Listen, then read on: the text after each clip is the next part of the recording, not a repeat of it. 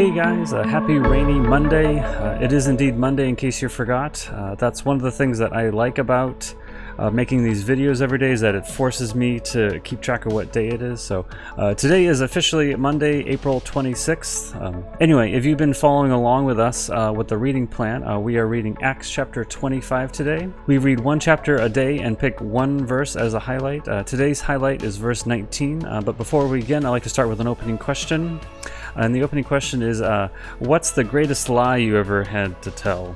I don't really have any good lie stories, but one story is not my particular story, but in 8th grade, it was the very, very last day of 8th grade, and one of my classmates, he didn't really like school, he didn't like the teacher, and so just about 30 minutes before the very, very last bell rang, and we all would have gone home for the summer and never been back to middle school ever again, he decided to kind of get even with her. So he went through and got all of her papers and just started throwing out all of her papers out of the window, just going for it, and everyone was just kind of in shock. And so she left the room, but then she came back in and she literally saw his hands halfway out the window, and she yells like, "Joseph, are you throwing my papers out the window?" And like literally his hands are out the window, and he says no. I mean, what choice did he have? And he had nothing else to lose at that point. But for him, he had to spend. He didn't get to go home at the bell. He had to serve detention and clean up all the papers that he threw out outside.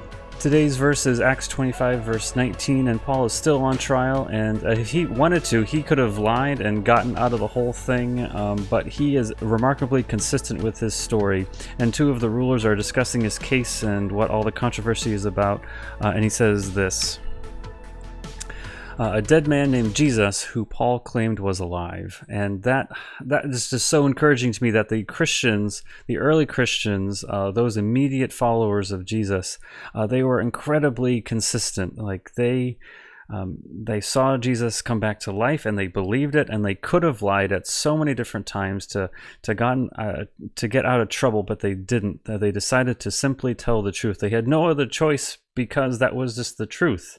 And they had everything to gain by lying, except that you would have had to forfeit the truth, and they didn't. They kept to their story, and that is just so encouraging to me. I remember one of my favorite apologists would talk about like who would die for a lie. A lot of the early Christians had to die for what they believed was true, and they still told the truth even though it cost them something. And for today, applying that to our lives, there are Christians around the world, when they are asked, do you believe in Jesus, like their lives are taken from them. Luckily that doesn't really happen in America, but what does cost us sometimes is our reputation, what people think of us, and that can be a hard thing to interact with. But I would encourage you, be like Paul.